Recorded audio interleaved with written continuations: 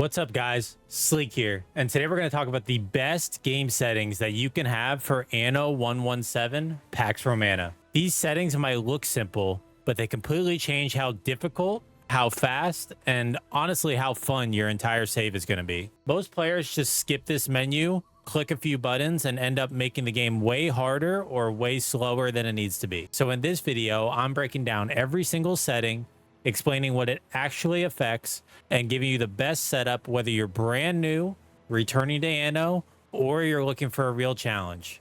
Let's get into it. So obviously the first thing we're going to press here is new game. And we're not going to talk about the campaign. If you press the campaign, that's the whole story mode, and you will just go into a game right after you pick that first character. We're talking about game settings for the endless mode. So we're going to continue here.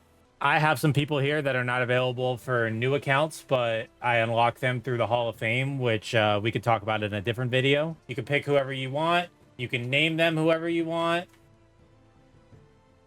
You can come here. You do the banner. Do whatever you want. We'll do the bull. And then you press continue. Now, these are the settings. Most people just click these and then press continue. You could kind of tell what we're getting into right here. Normal would be the beginner if you haven't played an Anno before. Advanced would be intermediate.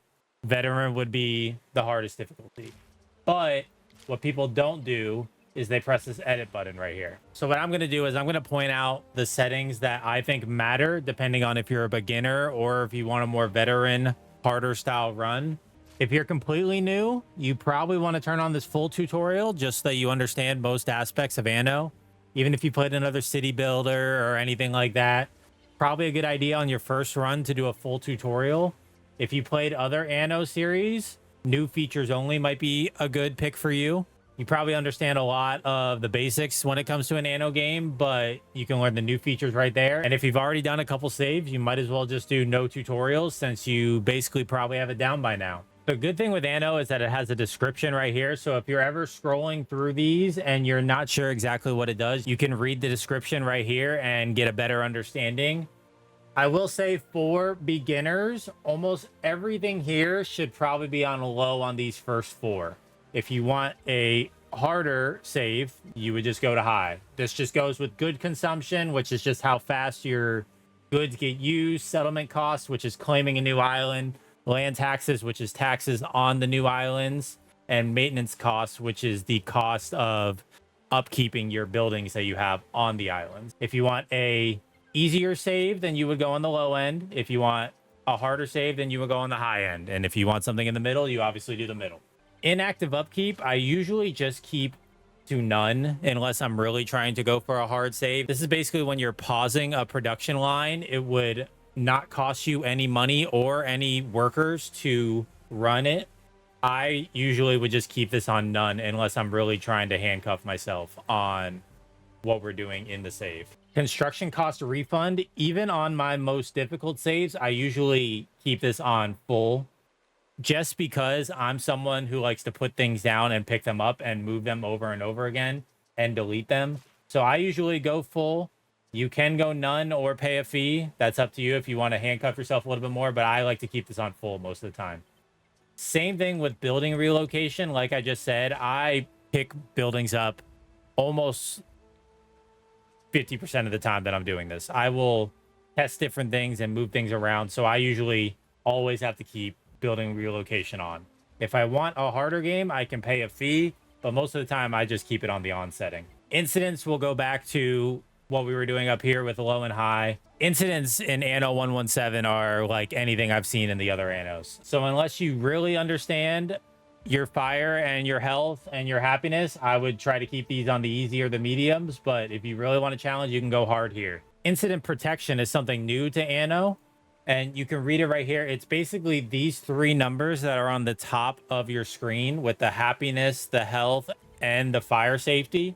The easiest setting is going to be the setting set to positive. Basically, if these numbers are positive at the top of your screen, it means that incidents will never occur. If you set it to 1K, it means as long as the attribute has over 1,000, then the incidents will never occur. And if you want a harder save, you can set it to off like I do, and chaos will run wild in your city almost nonstop. The city status setting is something that I'm kind of new to on the Anno series, and it's kind of been messing me up so far. If you are someone who likes to build a fast population and then critique everything from there, the city status will mess you up and you can get in the negative 2000s by the time that you're done building some of these things. But if you want a challenge, that's kind of up to you. On my most recent save, I'm going to hard for this, but you can pick the easy if you want the beginner route for this as well. Research speed with the research tree, totally up to you. I usually just keep mine at normal. Trader restocks, even on my hardest rolls, I usually keep mine at frequent and frequent for contract renewal. Allow bailouts. If you are a beginner, I would suggest doing always, because there are going to be at least a few times that you're going to end up in the negative and you're going to start seeing that money turn red. But if you are a veteran, you can do never. And if you are a beginner, you can set this to always for allow resettling. I usually always set it to never. If an AI takes out all my islands and all my ships, then I kind of deserve to be out of the game with my mindset. But you can set it to always just in case that you have any hiccups with the AI. Hall of Fame access, that's something on the main menu. If you have any Hall of Fame things, then you can keep that. And if not, then you can turn it off. Up to you. Now, when we go to the game start menu, I usually always recommend anyone to just have a flagship. That's what most games do. You can start with a war fleet and you can start with a trade fleet, all that stuff, but you don't really need it at the start anyway. It's probably going to cost you more maintenance than you're actually going to be using it.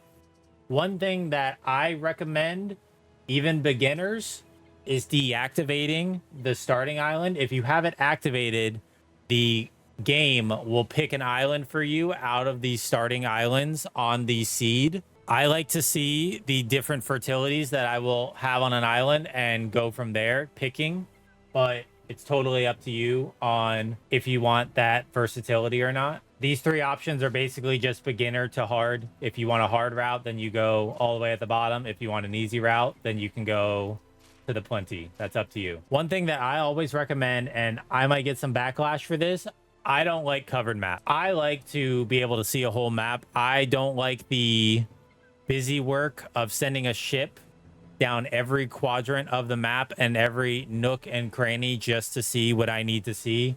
I like revealing the map in every gameplay that I have. I think that that flexibility gives me a better chance to be able to see my surroundings and make a better game plan instead of just sending a boat around everywhere so that I am able to make that same game plan.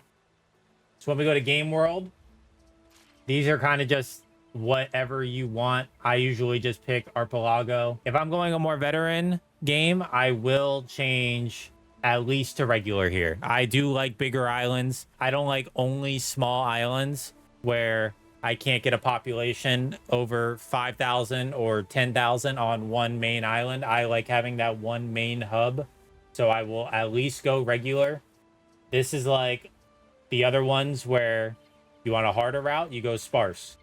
If you want an easier route, then you go abundant. Just kind of up to you. You understand fertility, forest, and building slots, all those things. World seed, that's on you guys. You guys can let the game pick, or you can find your own specific seed that you want to run. That's up to you. Game content, this is basically the pirates in the game.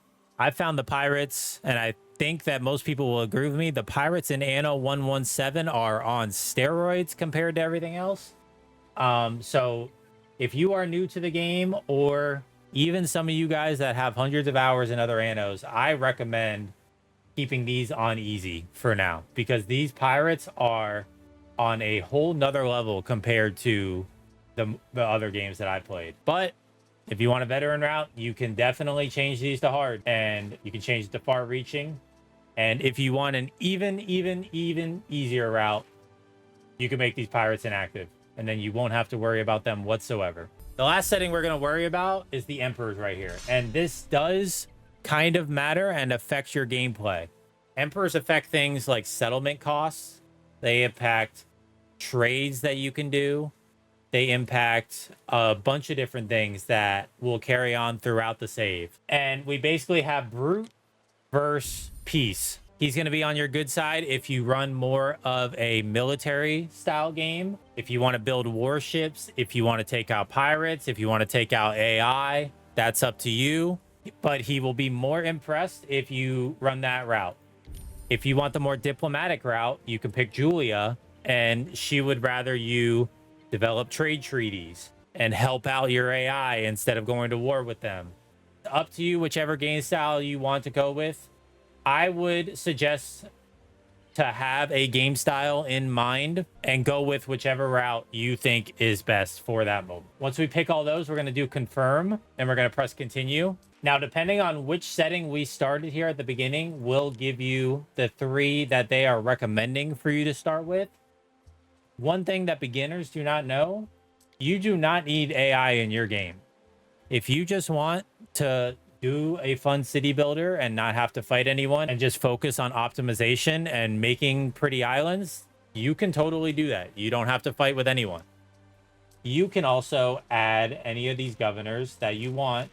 Some of these guys don't even start in the starting regions that you might pick. Dorian only stays in Latium, and this guy only stays in Albion. So you can just add this guy, and then if you are mostly in Latium, you won't have to face this guy. Another thing that you might not know is that you can start a game, get a little bit of a head start, and then later you can come in to the game setup and you can add AI or change the AI right there. If you are finding the game a little bit harder with the AI and maybe they're bullying you, you can use this tactic to get a head start and make the game more enjoyable if that's the way that you want to do it. I will say, if you're going for a more veteran route, this guy is expert among expert in the one game I played with him. By the time that I even got to the second tier of the civilization, this guy had 4 islands and 20k population. So I would proceed with caution if you want this guy. On my veteran build, I picked these 3 because I still wanted a governor that would participate in both regions. I think it's more fun that way. Totally up to you though. But there you go. That is a quick little settings guide and some help. Depending on if you want to go the beginner or the more veteran route, or maybe you want something in between. Now you understand a lot of these different settings. I hope that you now understand a little bit better on what save would be best for you. You can start with a beginner, work your way up to a veteran. You don't have to jump in to the hardest settings right away in a game like this. I don't recommend it. And at the end of the day, just sit back, relax, and have some fun playing Anno 117 Pax Romana. My name is JSleek21. I'm going to make more Anno 117 content. Like and subscribe if this guide helped you out at all, and I will see you guys in the next video. Later.